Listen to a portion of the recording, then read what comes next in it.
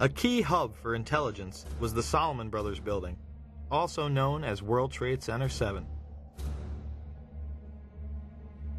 This was a massive 47-story skyscraper that would have dominated most city skylines. At 5:20 in the afternoon, it would collapse into its own footprint. It also happened to be New York City's #1 spook house and operational center. It housed the Department of Defense, the Internal Revenue Services, the Security and Exchange Commission, the largest Secret Service office in the world, the largest CIA office outside of Virginia, and New York's Office of Emergency Management, or OEM. Beyond the haunting presence of those still missing in the rubble, Ground Zero is filled with guns, drugs, and secrets. Number 7 World Trade Center was also the New York office of the Central Intelligence Agency. The CIA ordered the building surrounded by FBI agents shortly after it collapsed. Since then, they have been searching for computers and a safe filled with classified documents. Government agents watched the construction workers through binoculars as they searched. The OEM was where local government would rally in the case of an emergency, such as a terrorist attack or natural disaster.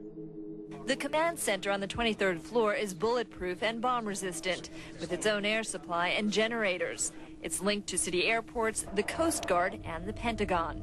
Computers will soon have detailed blueprints of every major building in New York City.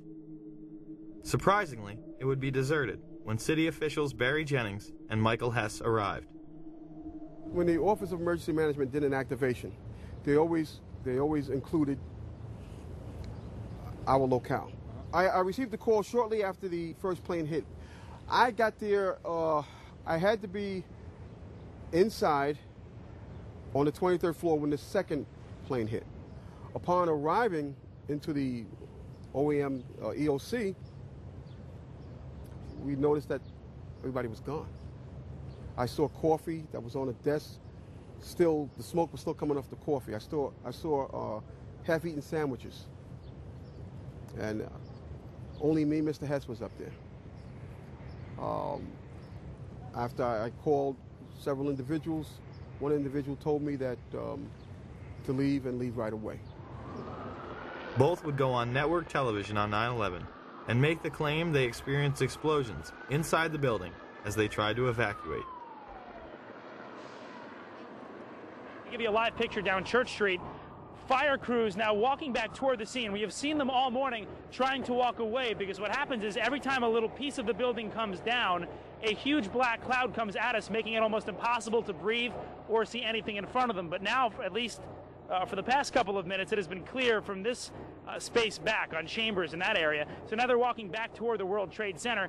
And as we keep letting you hear the personal stories, the survivor stories of exactly what happened inside the World Trade Center when that first plane went in, and of course the collapses since then, we're going to bring more of those to you now. Barry Jennings, you were on the 8th floor. You work for the City Housing Department.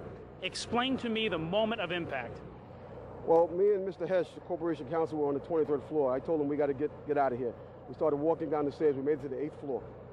Big explosion. Blew us back into the 8th floor. And I turned to Hess. I said, this is it. We're dead. We're not going to make it out of here. I took a fire extinguisher and I bust the window out. That's when this gentleman here heard my cries for help. This gentleman right here, and he kept saying, stand by, somebody's coming to get you. They couldn't get to us for an hour because they couldn't find us. You thought that was it? I thought we're dead. I thought that was it. We have Frank Uciardo back on the phone with us, Brenda, with some New York City officials. Frank, go ahead. That's right. I'm standing here right now just off Broadway by City Hall with Michael Hess, who is the city's Corporation Counsel. Mr. Hess, you were trapped in, I believe, 7 World Trade Center. Go ahead, sir. Yes, I was. I was up in the Emergency Management Center on the 23rd floor, and when all the power went out in the building, another gentleman and I walked down to the 8th floor where there was an explosion, and we've been trapped on the 8th floor with smoke, thick smoke all around us for about an hour and a half. But the New York Fire Department, as terrific as they are, just came and got us out. When I made it to the 6th floor, and there was an explosion, the explosion was beneath me. Keep in mind now, it's pitch black in there. All the lights went out. So when the explosion happened, it blew us back. I'm thinking I'm standing on the landing. I'm actually holding on to a pole above us. Really? And I had to climb back up because Hess is yelling, "What do we do now?" I said, "There's only one thing we can do, and it's go back up." Both buildings were still standing. Keep in mind, I told you the fire department came and ran. They came twice. Why? Because building Tower 1 fell, then Tower 2 fell. And then when they came back with all concern now, like, to get me the hell out of there. I was trapped in there for several hours. I was trapped in there when both buildings came down. All this time, I'm hearing all type of explosions. All this time, I'm hearing explosions. When they finally got to us, and they took us down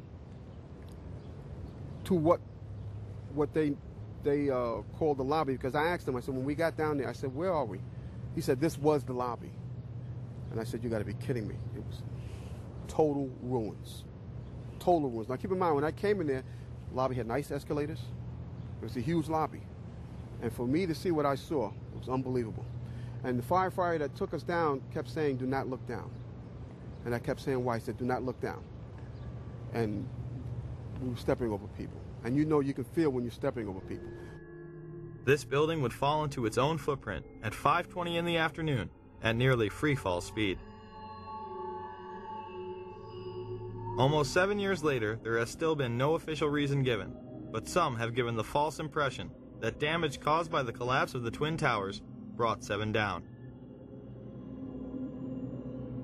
Despite the fact that no other surrounding buildings acted in this manner.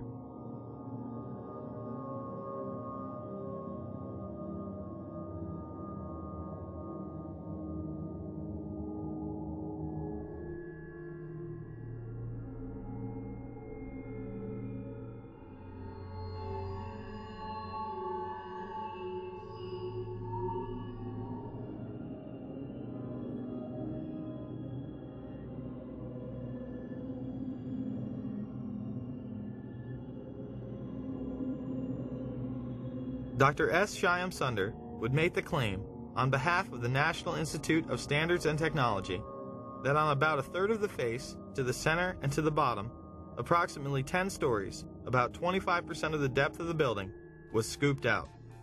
Here is the south face of World Trade Center 7. Does it look like 1/4 of the building is gone?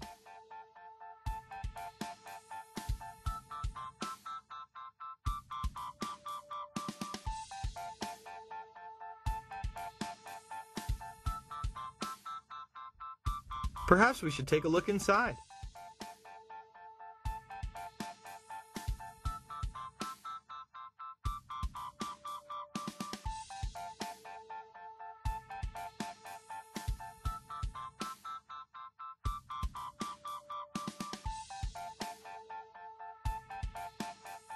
It appears it is not scooped out after all.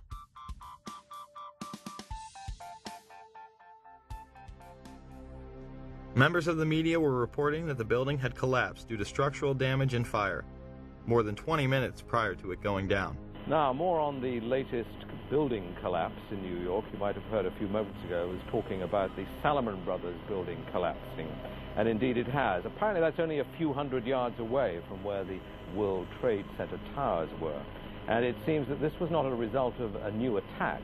It was because the building had been weakened during this morning's attacks. We'll probably find out more now about that from our correspondent, Jane Stanley. Jane, what more can you tell us about the Salomon Brothers building and its collapse? The building can clearly be seen in the background as Jane Stanley reports its demise. Jane, I think many of us, when we heard the news, perhaps on the radio earlier today, were... The feed would be cut before the building collapsed. And just couldn't comprehend it. I mean, it almost sounded too far-fetched. I was wondering what it felt like for you being in Manhattan. Well, unfortunately, I think we've lost the line with Jane Stanley. They called me down. I think it was part of the 9/11 Commission. They asked me the same questions that you guys are asking me. And at that point, they said, "Okay, thank you." And they sent me on my way. And yeah, you told them pretty much everything you just told us. Yes. You were in the building, got rocked by an explosion. Yes. All that. Yes. And you know that they didn't mention Building 7 once in the commission report. I told them that's where I was. It was very, to tell you, it was very scary because they looked like very important people. Yeah. They were questioning me about certain things.